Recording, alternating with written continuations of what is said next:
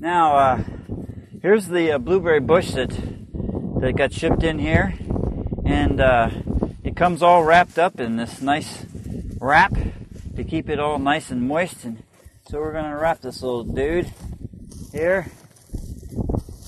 Get the plastic off of it,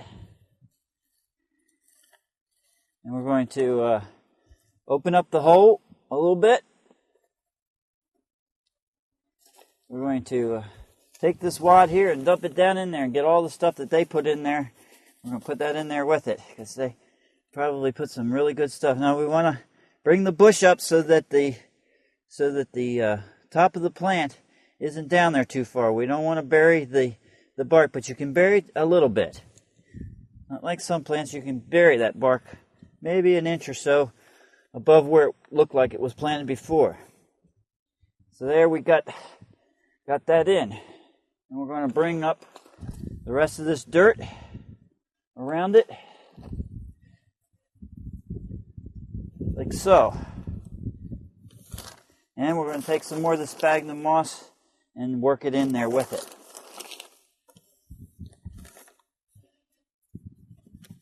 And we're going to take this grass and we're going to put it around the perimeter of the plant, upside down.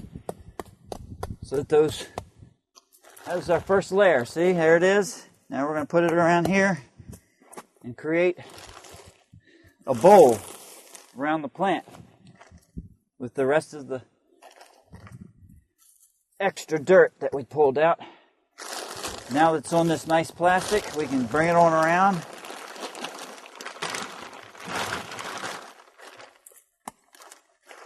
We didn't lose any of this dirt into the grass or anything, so we have it all here to use.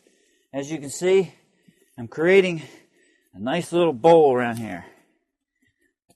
So when it rains, the water pours in.